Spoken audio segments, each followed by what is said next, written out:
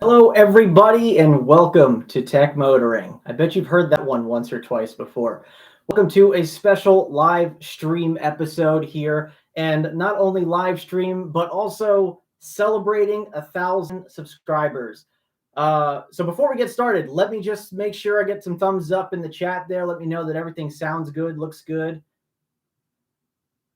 Wait for some responses.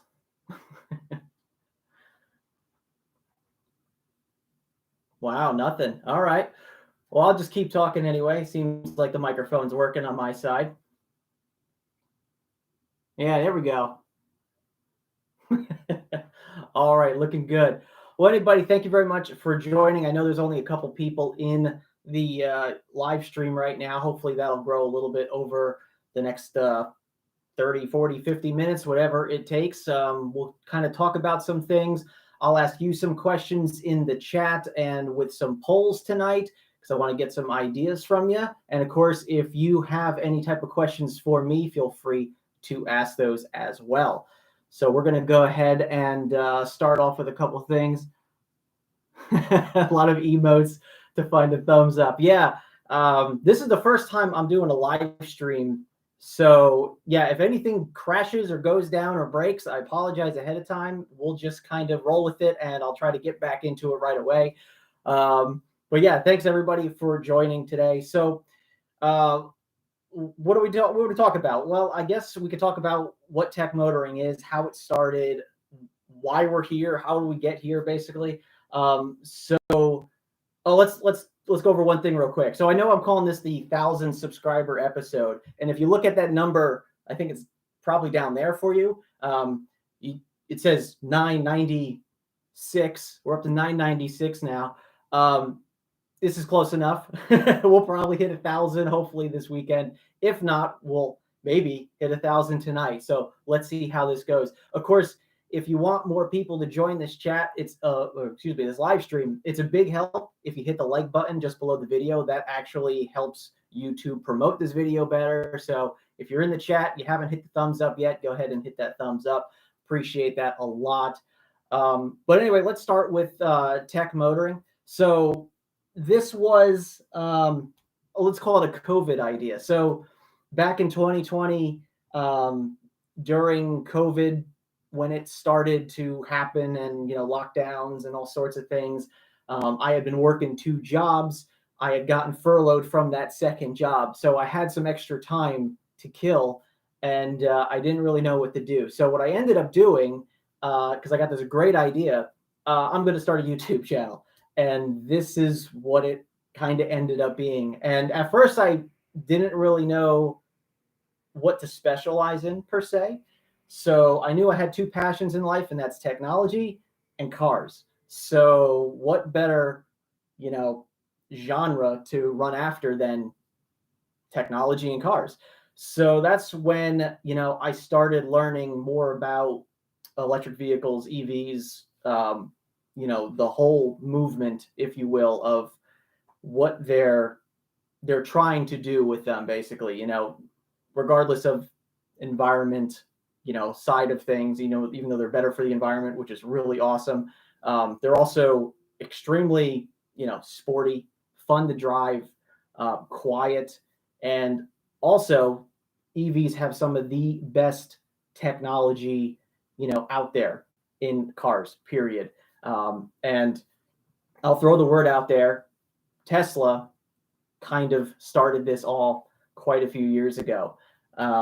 And I know there's a couple people in the chat right now that probably have a Tesla. And, so I got kind of sucked into that, very deep and started getting really into EVs more or less. But I still have a passion for, the cars with, V8 American horsepower, like awesome muscle cars. I have a Corvette myself. I love that car. It's the toy to have in the garage.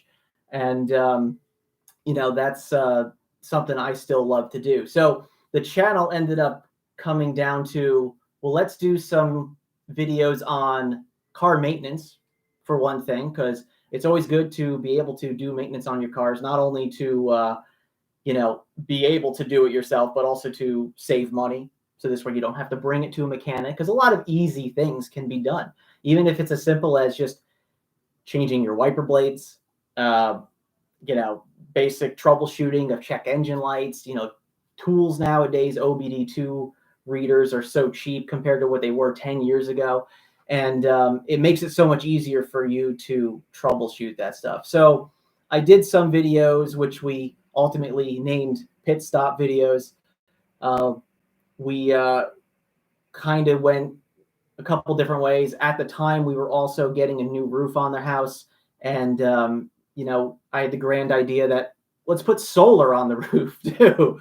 And, it's one of those things where that kind of meets going into EVs in such a way, because you can use that energy that you produce from the sun that, really has no other, use, if you just take it in through a solar panel, and you can push it out into something that you can drive every day for, a commuter car or whatever, even if it's a fun car. For those of you who have some really awesome sports electric cars, I mean, those are really awesome to drive too. And, that was just kind of the ball got rolling at that point. And then it was only a short while later that I ended up coming home from work one day with an idea of, I want to buy an EV. And it was about convincing my other half that this was a good idea.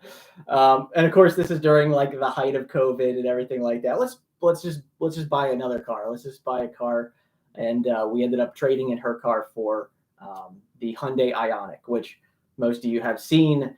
Some of you have, driven them yourselves. And, it's such an awesome car for an early on EV that, it was just such a perfect purchase at the time. It was really, really good.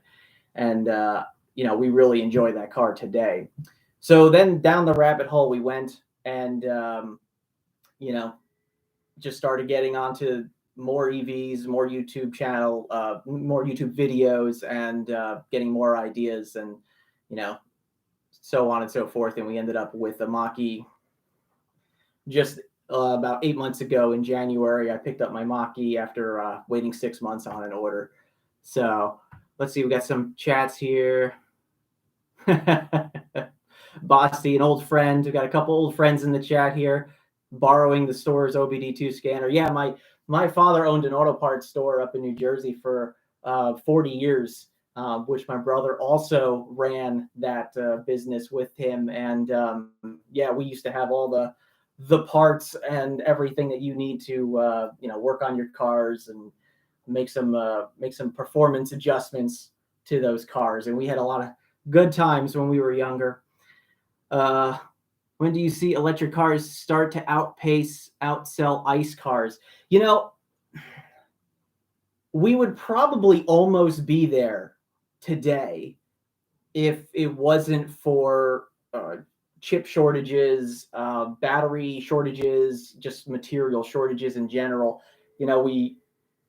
It takes a lot to build a battery, and a lot of resources to do such a thing. And that really probably is the hardest component to get for cars is the batteries. It used to be the computer chips. We used to have issues getting, computer chips for this and computer chips for that. I mean, we've seen manufacturers release cars without, wireless charging in them because they just couldn't get the chip for it, or, some other electrical components. I think a couple of them, just stopped putting like heated seats in cars because of the chip shortage. And I think the chip shortage is starting to come to an end now. And I think we're starting to get into just battery shortages. And the recent gas prices, when it was really high a couple months ago, that really pushed a lot of people to, I'm not paying $5, $6, $7, $8, $9 a gallon for gas. I'm just going to buy an EV, maybe not realizing that you got to go on a waiting list for 6, 7, 8, 9 months, a year for some vehicles. And that probably slowed down the adoption rate quite a bit. I think right now we're at 4% adoption for EVs. So for every 100 cars sold right now, we're selling about 4 EVs. Now that's up a lot from a couple of years ago. We were only like 2. So, we basically doubled the amount of the EVs that we're selling. And that's because a lot of other companies are now selling those EVs. Ford came into the market. GM's been in the market for a while with the Chevy Bolt, but they've started releasing more. Obviously the Hummer's out, even though that's kind of a niche thing. It's not really a common vehicle, you could say, but they're coming out with more vehicles soon. The Silverado, the Equinox, the Blazer.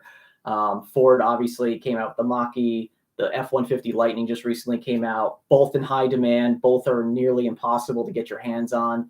Of course, if you do find them sitting on a lot, you're going to end up paying significantly over sticker, which usually turns people off a little bit when it comes to that. But yeah, I think the adoption rate, by the time we see it come equal, is probably going to be at least another 8 to 10 years before we see it equalize between the two. And there's going to be one major reason for that, and that's charging infrastructure. It's very difficult for people who live in big cities that don't have a plug because they don't have a garage or a driveway. They have street parking, condos, apartments, anything where you park outside. If those places don't offer charging stations in the parking lot, it's going to turn off people from buying an EV.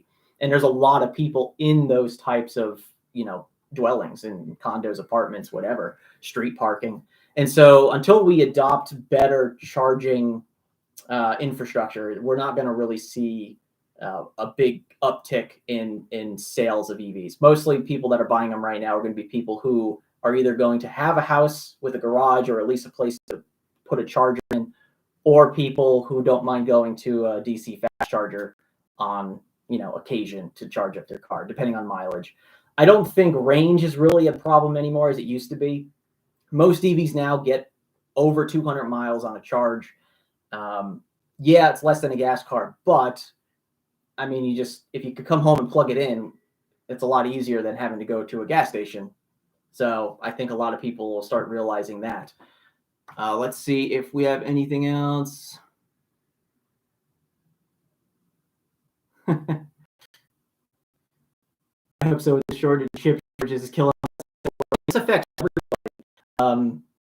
Everything you try to buy that's electronic pretty much has some sort of computer chip in it, and that is pretty much difficult to have a business, to run a business, basically, because you just don't have what you need to make that business go. So yeah, if your company requires to have those types of electronic chips, you're kind of just stuck until you get those. And a lot of these factories, we've seen this with Ford, even Tesla and everything, where they just kind of shut down for a week or weeks because they're just like, we don't have any chips. We have no way of building these cars without these components, so we got to just stop for now. There was even Ford, they had built all these vehicles, put them in a parking lot because they were waiting on one chip or a couple of chips to finish the vehicle. So it's kind of upsetting to see that. But yeah, I mean, I think we're starting to come out of this chip shortage. They keep talking about opening up new factories in the US for helping with that shortage here in the country. And I think we're definitely going to see the improvement of that. But that takes a while to get those factories up and the production line going. And once again, you need materials and resources to do that. So as long as we can get the copper and whatever else, the silicon, to make these chips, yeah, eventually we'll get up there. But I think we're still a couple of years away from a consistent chip manufacturing at that point. Another question here. If you could pick only one gas car to modify into electric, which would it be? That's the problem, right? Because there's so many cars that you would want, and then you would want to turn into electric just for the convenience or whatever. I don't know if I would want to do a sports car, though, because there's something about having, a sports car with, the V8 engine, like, just having that rumble, that sound behind you when you're driving. I think there's something about that I don't think I would want to modify. Maybe like a Jeep would be kind of cool, like a Jeep Wrangler, kind of, jack it up on some big 35-inch tires or something, go out on, some trails. It'll be nice and quiet. You'll still have a lot of low end torque.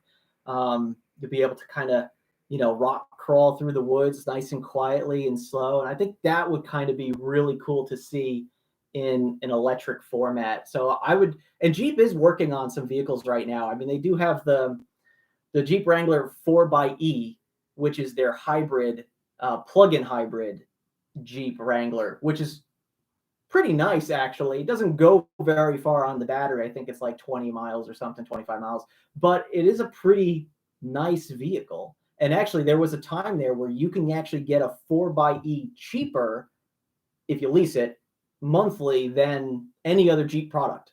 So they were pretty much just saying, hey, listen, here's a Jeep. It's really cheap if you want to lease it. Just fill it up with gas. You'll be fine. You don't even have to bother with the other plug that's inside of the car. So there was a time there where they actually were just basically giving away these 4xe, and a lot of people didn't even know what they had. Because, we also had the issue of dealerships not having the knowledge to, train or at least express more knowledge of EVs or hybrids or anything and how they work. And, we recently were at a charger, a DC fast charger on our trip up north to Virginia recently. And somebody had stopped us and said, oh, hey, I see you plugged in your car. And I was like, yeah. And they're like, we just got a hybrid.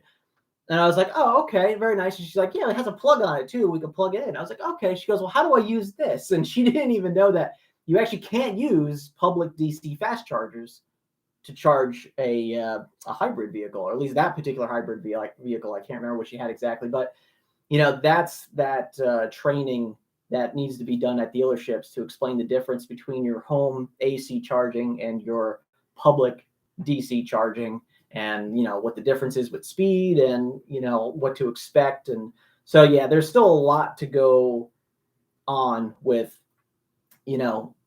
teaching everybody, or at least having everybody learn what the difference is between plug-in hybrids and EVs, and what do you do when you go on a road trip versus what do you do when you just go home, and the difference between AC charging, DC charging. There's a little bit of a learning curve there. So I don't know. I think if I were to pick one gas car to turn into electric, it might be like a Jeep or something like that. Maybe something old, an old pickup truck, perhaps. Maybe like an old Chevy pickup truck, like a 50-something pickup truck. That might be pretty fun to do as well. So let's see. We've got anything else in the thing? $10 million plus on chips so far. Wow. That's a big factory. And I'm sure that those are inflated prices too. I'm sure that's not the actual, like, this is what we paid for, the chips normally. I'm sure they're almost like twice the price as what they were paying for them a couple of years ago. So that's just crazy. Let's see. We got another concept of EVs is very good, but do you think manufacturers will be able to make them affordable for the average person as the time goes by? That's a definite yes, but that's a yes with an asterisk next to it, because EVs right now are only expensive because of batteries. And batteries are only expensive because of supply and demand right now. The cost of battery materials, nickel, lithium, they have gone up significantly just in the past year. I mean, almost double, I think maybe even more than double for some of those materials there. So the answer is yes, eventually. And I think right now that's why the government is pushing the federal tax incentive, the federal tax rebates so heavily.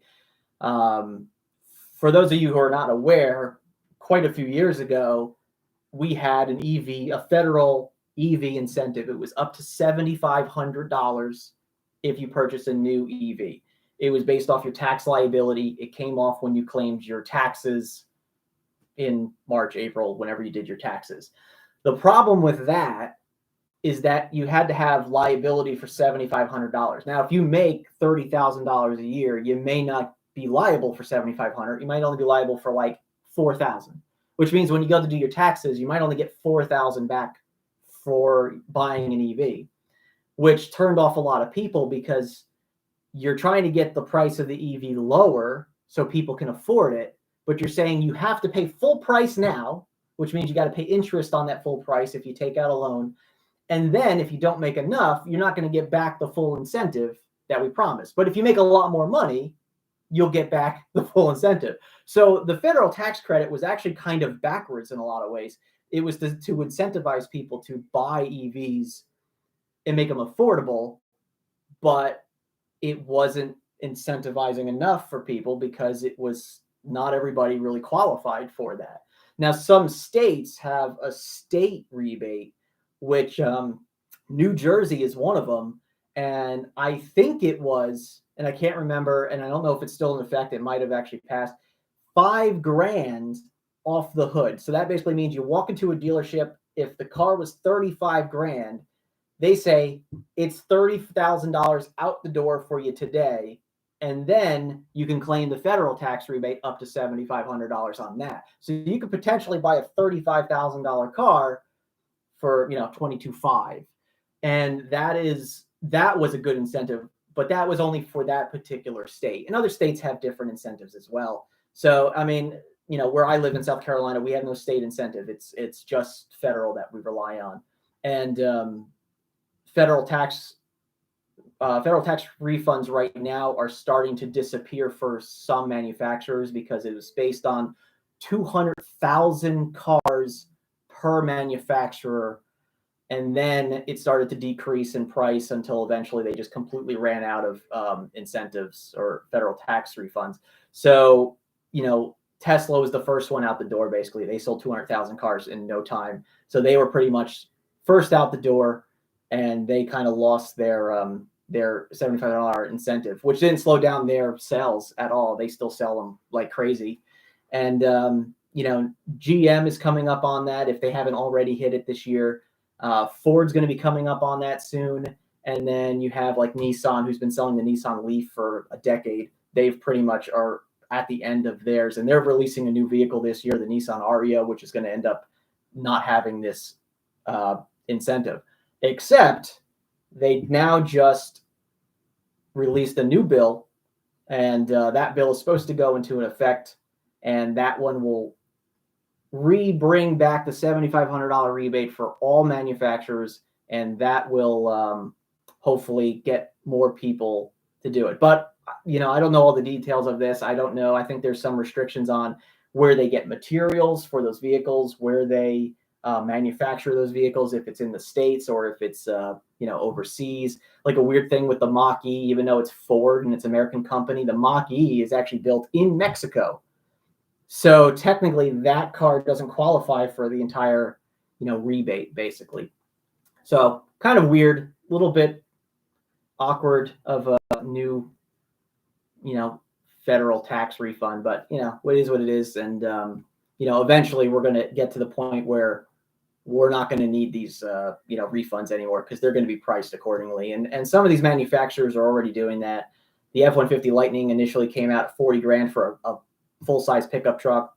Fantastic deal. Chevy's already talking about the Silverado coming about $40,000, maybe a little bit more. And of course, they're talking about the Equinox and the Blazer. I think it's the Equinox is coming out to be like around $30,000 for that one. So they will eventually start making vehicles that are going to be on par. But I think it's going to take some time. It's going to take some time for sure. Chat's getting a little quiet here.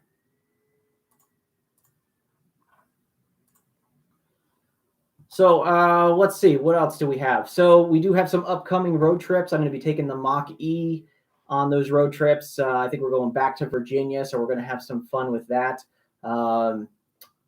I do enjoy doing these the road trip videos. I think they're a lot of fun. I don't know what it is about public DC charging, but I think it's just one of those things I really enjoy. It's almost like you go there and you kind of see what happens because you're never really sure exactly. So it's getting real low. I guess I'm the Hulk too.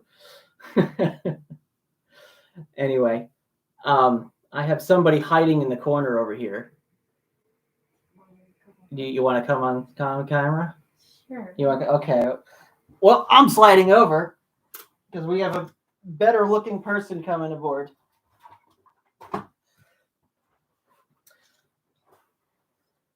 Well, anyway, so as some of you may know from my my videos, on our road trip videos primarily, my wife Danielle. Hi. Hi. So let's play an interview game. Let's interview you. Oh boy. So I told the story of when I came home from work that day, and I asked you how you liked this car, which was the Ioniq. Okay. Yes. Do you remember your response to that? I said I like it. And I'm trying to remember how much it was and what was it. How much it was. And then you said it was electric. I was like, what? That was a shock to me that it was electric. It was a nice looking vehicle that was electric. It was not as, it had, when I was looking at the pictures and the photos and stuff, it looked spacious and it looked similar to my Mazda, which I liked about that. Yeah. Little smaller. I mean, this is a hatchback. Yeah. But I mean, yeah, I mean, it's a 4-door vehicle. Yes. And I mean, it fit the bill for what we use it for. You know, we didn't take the Mazda on very long road trips, and this vehicle didn't have a big battery for long road trips. Though we did take the Ioniq to Jersey, of all places. So you know, so we had a lot of fun with that, and yeah, amazingly, I was able to buy that car. I got the 2 thumbs up, and I was like, and let's do it. Purchase. Can we afford this? Is it in our budget? I mean, at the time, that car was a steal. Let's see what we got here. What are your thoughts on hybrids? You know, hybrids are kind of like, I like to call them like the training wheels for, you know, transitioning to electric. Hybrids have a tendency of kind of giving people the experience of an electric vehicle. You know, it could be quiet. You know, sometimes you get some decent hybrids with some good electric torque. Some hybrids you could just run in electric mode without having the gas motor turn on at all up until it runs out of electricity, and then it kicks over to the gas motor. You know, that is, I think they're good. My biggest issue with hybrids is that they're the best and worst of both worlds, because when you're driving them on battery electric, you're carrying around a lot more weight than you need, because you got a gas tank full of gas, exhaust system, a gas motor, you know, drivetrain, transmission. So you have all that extra weight that you're pulling when you're in electric mode. And so you don't get very good range on the battery. And you have to maintain it. And then and you still have to maintain it like a gas vehicle. And then you still have, you know, the battery on top of that. Changing its oil and stuff. Yeah, and you still got to change the oil. And there's a couple different types of hybrids. You have, you know, hybrids that are basically range extenders. They're basically electric vehicles. The gas motor turns on to charge the battery so it can continue to run on electricity. BMW i3, the old Chevy Volts were based on that platform. And then you have the hybrids where the gas motor and the electric motor can work together to drive the vehicle.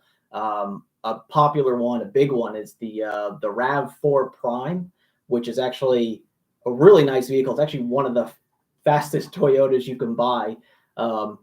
And it's actually a really impressive 300 something horsepower when both are working together. So really interesting. But I think they're a good starting place. You also have hybrids versus plug-in hybrids.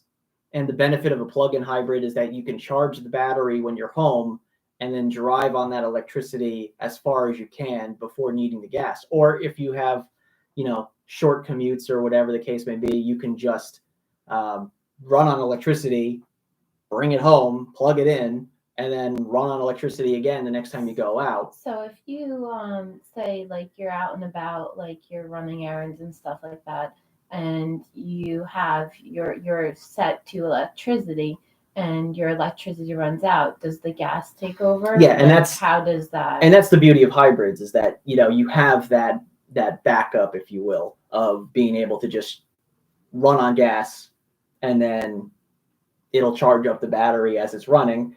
and then you can run on electricity again. Does it have regenerative braking? Some hybrids, yes, they have regenerative braking. It's usually not very strong because they can't accept a lot of power back into the battery. So it's usually a minimal regen braking, but there is usually some benefit for having that system built in. So we got another. Let's see. Oh, congratulations! Just want to drop by and congratulate you. Hey, thank you so much. I appreciate you dropping by. I wish you could stay longer, but if you could, that'd be great. But thank you so much. I appreciate that. Oh, fun one. What do you think about solar panels on cars? So actually, there's quite a few cars that are coming out. I say coming out. They're still in production, or they're still in the phases of getting the cars to production, I should say. And I think it has a purpose, and I don't know if that purpose is right now. I think that they could be useful. Okay, so here's a big one, Aptera. I think it's Aptera. Am I saying that right?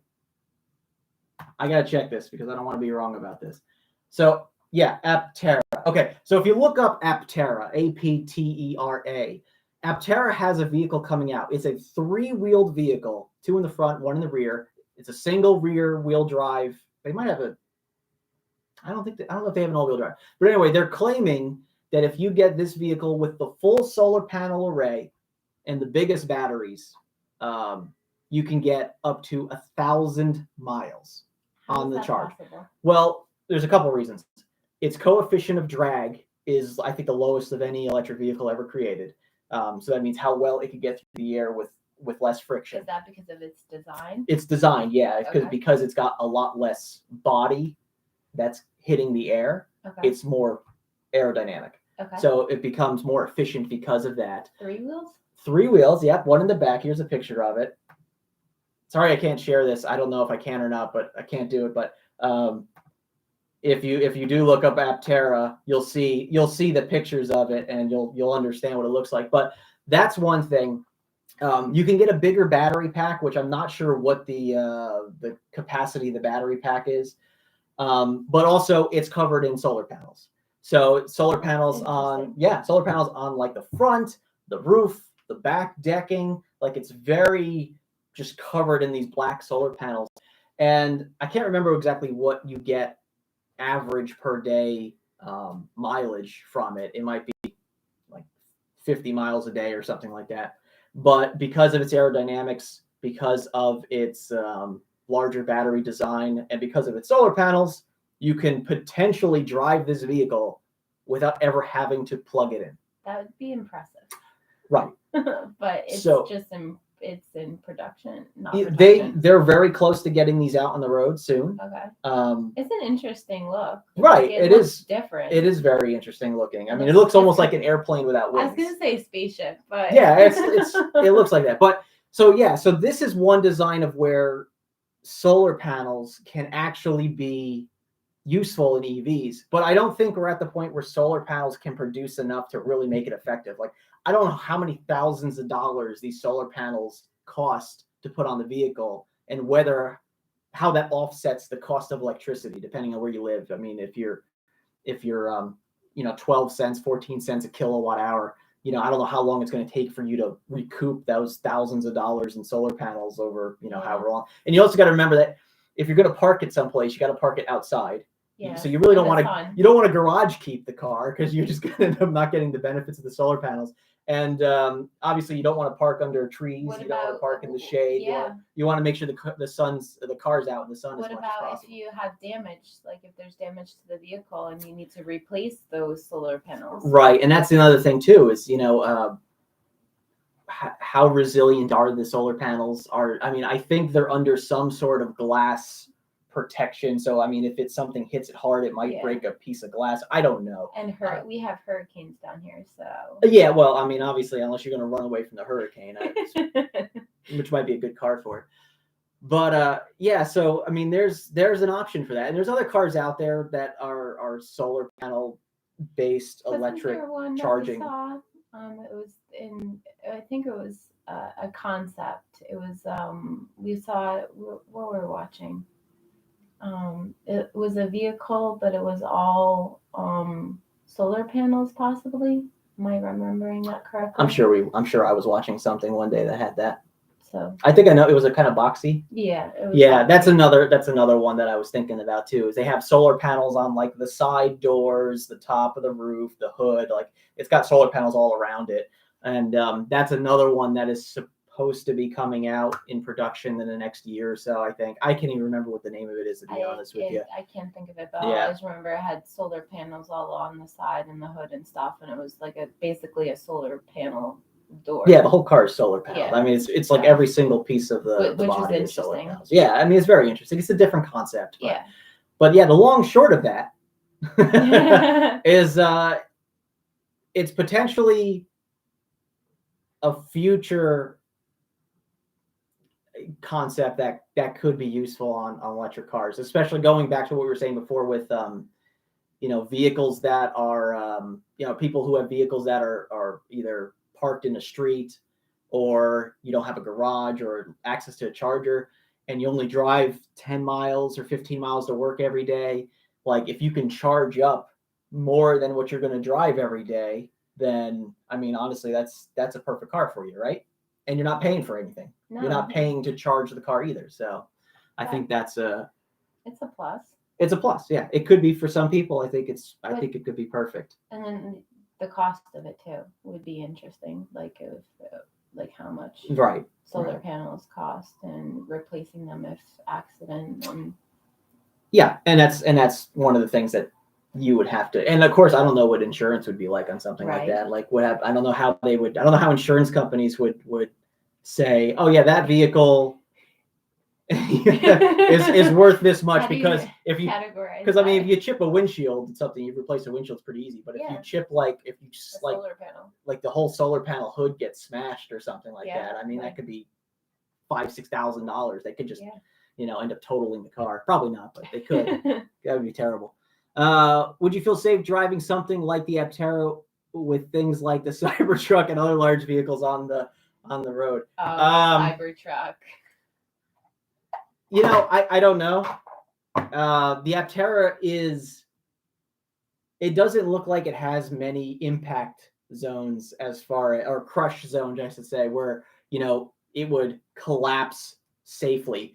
I mean, the front of it looks like, no, I don't know. It's really it's just like a cone. Narrow. Yeah, it's very narrow, like the sides. It looks like an airplane. It's really hard to say. I don't know if I would feel 100% safe in the Aptera, especially on like long trips. Like if you're out doing a 1,000-mile trip, I don't know how I would feel about driving one of those. I mean, I don't know. Are you taking any difference of risk if you're driving like a small sports car? I don't know. Just the design of it. Yeah, it's interesting. Yeah. And speaking of design, he mentioned Cybertruck. So the polarizing Cybertruck that a lot of people are either hate it or love it. I am not a fan. I know you're not a fan. I think it's ugly. Which is partially why I'm going to buy it. Just to spite me? Yeah, thanks. Yeah, I would not want to get one of these in the way of one of those Apteras. That would probably be a bad thing. But yeah, pre-ordered the Cybertruck. I can't believe you did that. Pre-ordered the Cybertruck. I also pre-ordered a Chevy Silverado. I like the Silverado. Right. I mean, it looks like a Silverado. Yeah. So, but depending on when they come in and pricing and everything will depend on which one I actually end up going with. We'll see. No, I saw that. So, what do we got here? What are your concerns with hackers being able to steal cars, since you need to use a phone now to unlock and start your car? Yeah, so that's an interesting one, because there's been recent articles about people getting into Teslas again. That's scary. And this happened a few years ago, where what people were doing is they were standing outside of like your house with like an antenna, right? And they were holding it up, because what they were trying to do is they were trying to pull the signal off of your key, which is a key card in the Tesla. And they were able to grab the signal from a distance. I don't know what it was, 10, 15, 20 feet, maybe. I don't know. And then repeat the signal to the car. And then they were able to unlock the door and get into the car. And then therefore they could also start the car.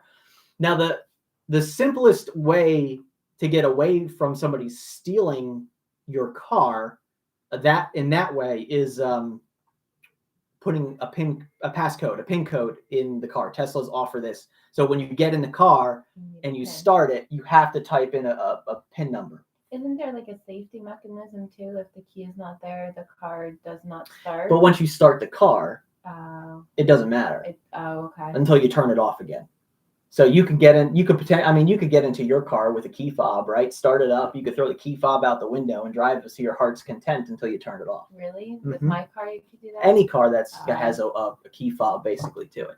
So yeah. There's that. Now with phone keys, which I have a phone key with my Mach-E, which is not very good. It doesn't work very well.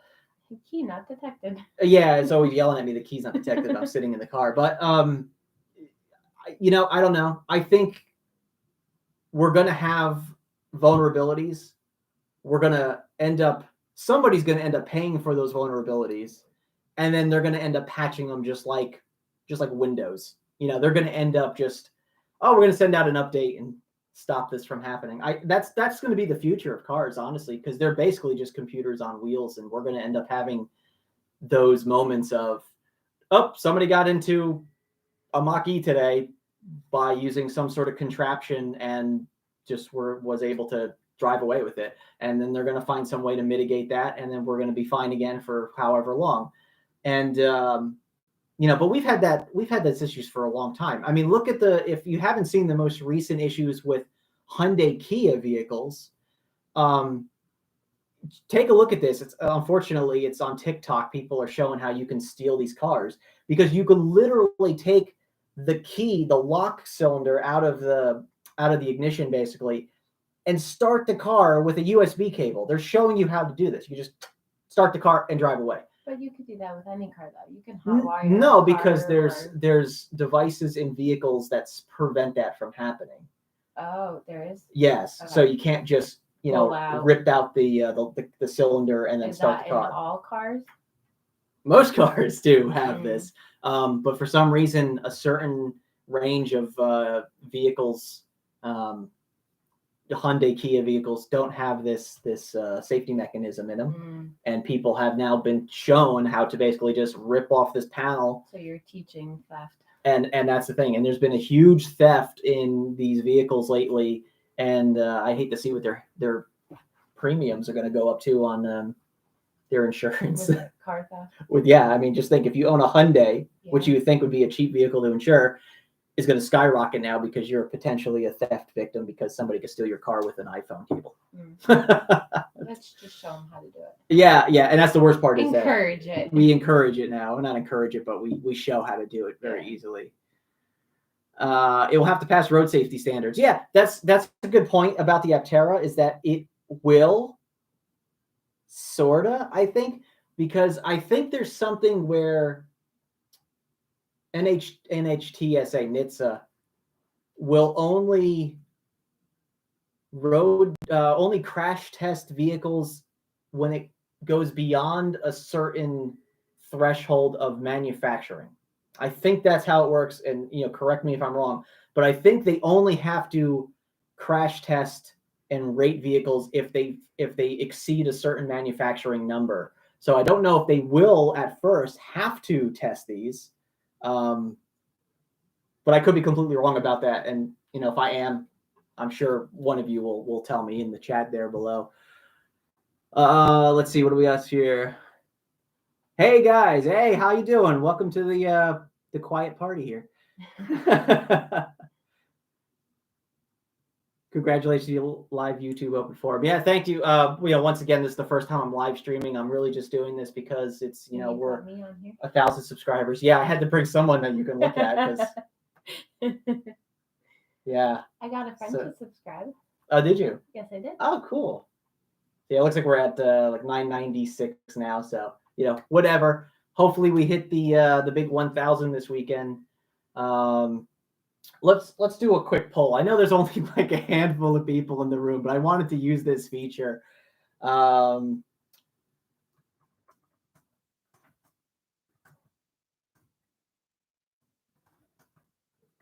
talk about her. Here, let's send this out. First time I'm doing this, so just bear with me here. I'll see if it works. Oh yeah, look at that. So I expect to have 100%, 100% of people. Look at that. There we go. We're already getting people in there. So I'm asking you if you would be interested in buying an EV. How did I say it again? Are you going to buy? So are you dead set on buying an EV in the next 3 years? So maybe your next car potentially, you know, if you're still paying off the one you have, or if you're leasing, or are you interested in buying an EV in the next 3 years? And it could be for any reason. It doesn't have to be anything, whether you just want to be better for the environment, or if you want to, you know, just save money on gas. I mean, let's face it. I mean, regardless of why you buy an EV, it doesn't matter. You're helping out on both sides of the spectrum anyway. So well, it's been nice for me. I haven't had to buy gas in how long now? Yeah, almost 2 years. Yeah. So haven't had to go to the gas station. I can just go and plug in, and I'm still learning as it is. I don't know a lot about the EVs, but I'm learning more about them and plugging in and stuff. And I like when we were talking about in the beginning, I didn't know that car was electric. I was very surprised. And us having our charging stations in the garage has been very nice.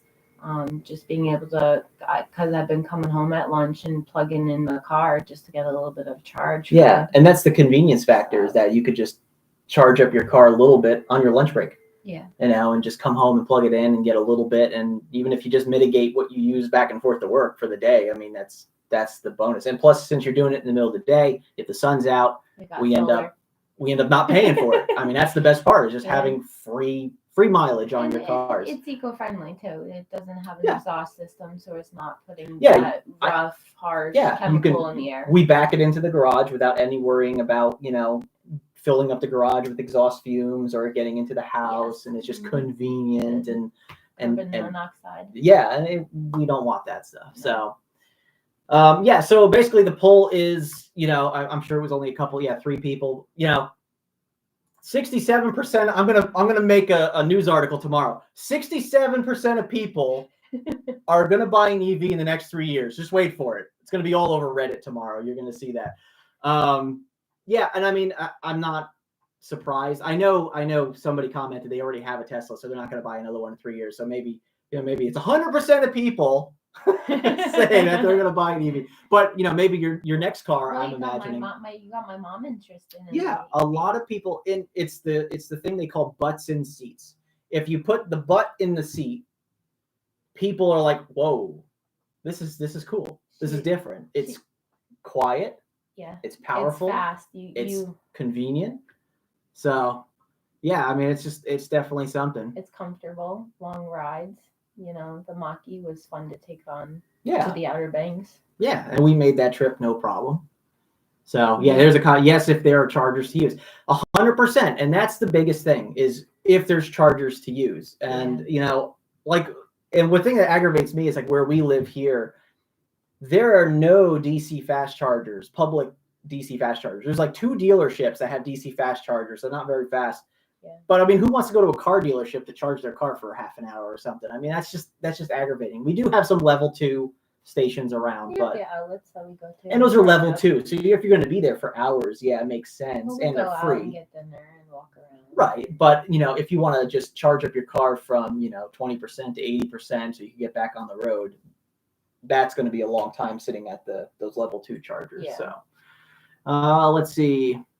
I quit my job 3 years ago, and I'm a full-time streamer. Keep grinding. Thank you for that. You know, honestly, I'm not quitting my job anytime soon. Clearly, please don't. Because this is not really done much for me financially. But that is awesome to hear. I mean, that's, keep grinding is right, because this has been over 2 years of me just doing this. And with as little time as I have to put towards this, working full time and everything, I do my best to try to get some videos out there that people not only will, maybe learn something from, but maybe enjoy, get a chuckle every once in a while. I try to be a little bit funny. I like the pit stop videos. Pit stop videos are great because that was my suggestion. The creator of Pit Stop videos in the house, everybody. You can have her autograph. It's only $10 for an autograph. We'll mail it to you with a headshot. Okay, you're pushing it now. Nope, don't think so. Congratulations. Keep up the great work. Thank you very much. Nobody said anything about a Tesla. What did I say? Did I say something? I don't know.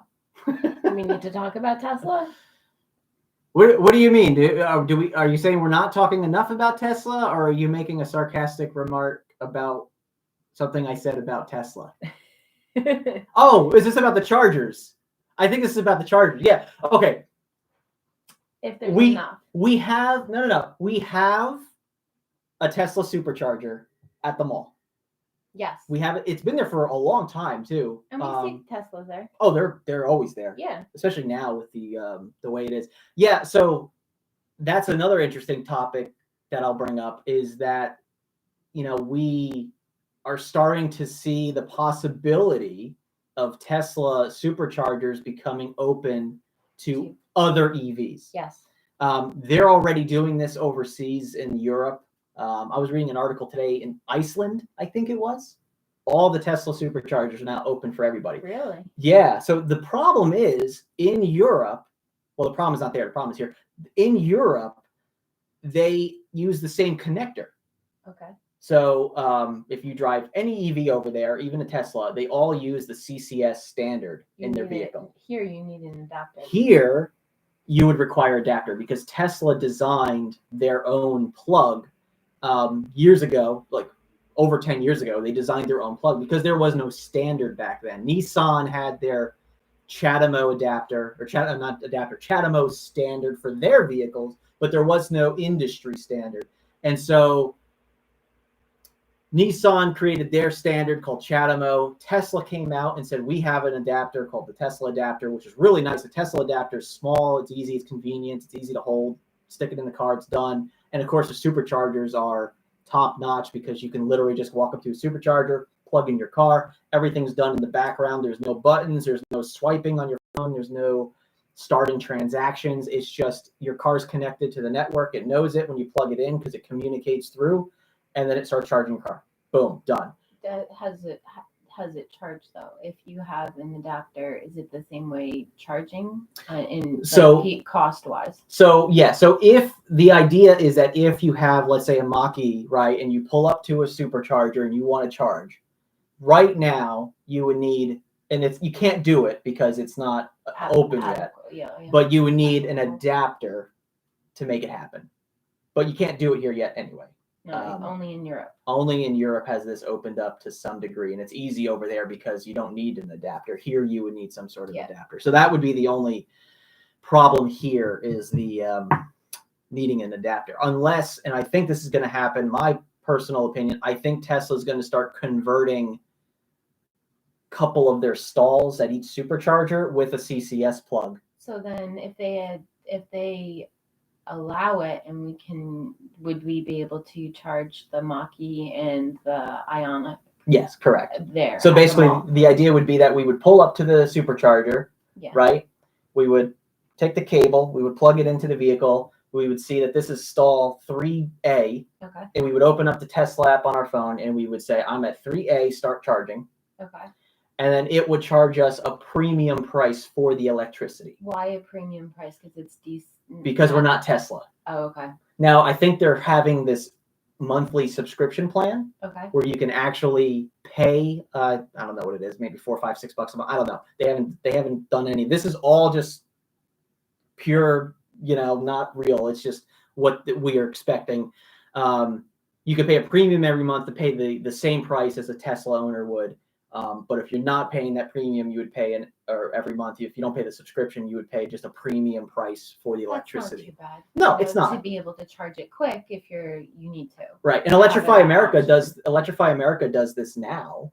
Okay. With their chargers, right? You can sign up for the Pass Plus plan, which is $4 a month, and you'll get a 25% discount on your charging session. So is that's what we use when we go on trips and stuff? We use Electrify America. That's correct. Yeah, and that's primarily because the Mach-E uses that Well, I mean, it doesn't. I think it leans more towards Electrify America when you do the route planning in the Mach-E. Plus, there's also the fact that the Mach-E has plug-in charge. So when I pull up to a Electrify America station, I don't do anything. I just take the handle, I stick it in, and it starts charging. You don't have to sign in. You don't have to do your account. No apps, no swiping credit card. Just plug in and it goes. But you also had free charges though. As well. Yeah, we've had some free charges as well. But even if we didn't, we would still it would still charge the Electrify America account just like anything else. Mm-hmm. So, I hope that answered your question.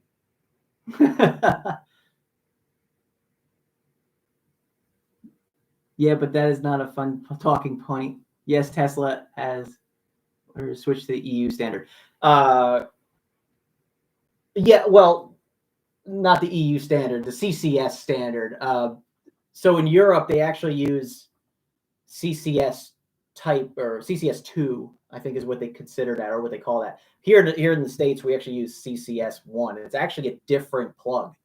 So you actually can't, I mean, if you were to put a car from here on the boat and bring it over to the EU or Europe, you actually couldn't even plug into a plug over there because it's actually a completely different standard, CCS1 versus CCS2.